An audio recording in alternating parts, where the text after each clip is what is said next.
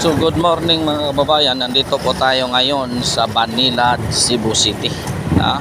Napakagandang panahon mga kababayan, hindi mainit.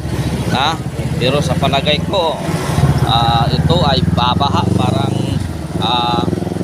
siguro alauna alas 2, uulan ito. So by the way mga kababayan, so magko-comment po tayo ngayon. Suna na ng presidente bukas. Suna, pitsa 20 bukas. Ngayon mga kababayan, anong masasabi ninyo rito? Hindi makapakali ang national security ng PNP, hindi mapakali. Lahat lockdown na, wala nang makapasok doon sa batasang pambansa. Si Romualdez tiwalang tiwala na malaki ang impact ito. Malaki impact. Anong propaganda ninyo?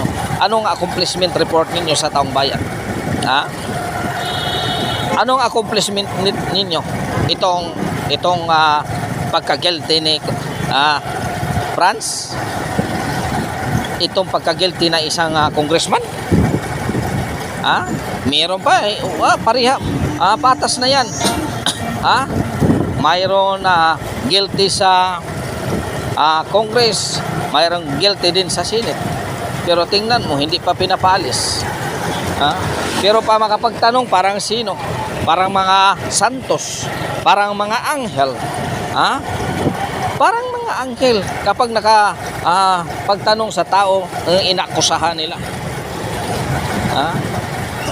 Dapat sa magtanong yung walang bahid na kasalanan. Pero tingnan mo, mga guilty na, meron ng guilty. Ngayon, dapat paalisin na yan sila. Walang credibility na yan sa Congress at sa Senate. Pero paano naman? Kaya nga kumapit para hindi makulong. Kaya nga kumapit sa kapit patalim. Kapit lang. Kapit kayo. Kapag si Inday Sara ang Pangulo, sasabihin ninyo, tingnan mo. Sasabihin ninyo, walang justice dito sa Philippines. Ngayon, si Dilima, acquitted sa kanyang kaso. Happy si Dilima. Kasi mayroong batas na umiiral daw sa administrasyong Bongbong. Ngayon, anong masasabi mo, Franz Castro, na guilty ka sa kidnapping at sa Toro Campo? Sinasabi rin nila na wala na ring batas. Wala nang justice system sa Pilipinas. Sirang-sira na.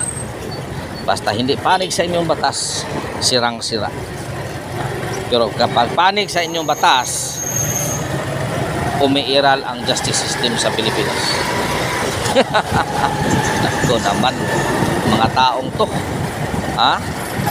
Wala ka talagang masasabi sa kanila. Tingnan mo nga si Dilima. Acquitted sa kanyang kaso. Anong sinasabi ni Duterte? Nire-respeto niya ang batas. Kung anong hatol, yun. Hindi ka makapagsabi sa mga Duterte walang justice ang Pilipinas. Bias ang justice ang Pilipinas. Wala. Di ba? Pero itong mga to, kapag pabor sa kanila, may justice. Pag hindi pabor sa kanila, sabihin nila na wala na, sirang-sira na ang justice sa Pilipinas. Pumunta na ng United Nations, si ICC. Pumunta na sa ICC. Doon magpapile ng kaso. Nangidnap ka ng tao. Ngayon, anong masasabi nyo na suna ni Duterte? Saan ang grupo ninyo? Bakit hindi kayo nagrarally? Nasaan na? Iba na lang ang piston. Ang rota nila masayang masaya na dahil ito ay nanalo daw sila. Suna yun, Suna para hindi lalong magulo ang suna. Anong report na matatanggap natin? Anong accomplishment report ang matatanggap natin. Accomplishment report matatanggap natin ang nahuli daw ang 2,000 tons 2 tons of kilo of shabu, then additional 1 tons, dayon additional ngayong marijuana. O yun ang accomplishment na walang namamatay. Istoryahin buta, walang namamatay. Magde-deliver ka ng shabu, isang van pa, ikaw lang mag-isa, wala pang lisensya ang driver. Magshot nga, may magshot nga pero walang pangalan.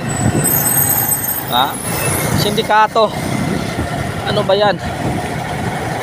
Huwag nyo bawa, hindi yan accomplishment. Pwede daw manghuli na walang namamatay.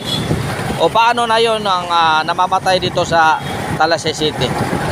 Human rights, bakit hindi kayo nag-imbestiga? Yung dalawang tao, ginapos ang dalawang kamay. O yun human rights, hindi yan nababalita sa nasyonal. O bakit hindi nyo binabalita? Ang tapang ko na rito eh.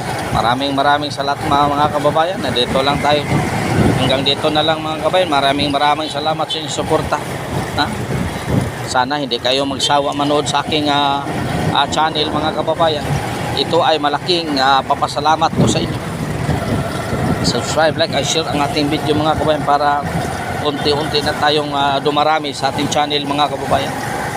So maraming salamat. God is good all the time God is good.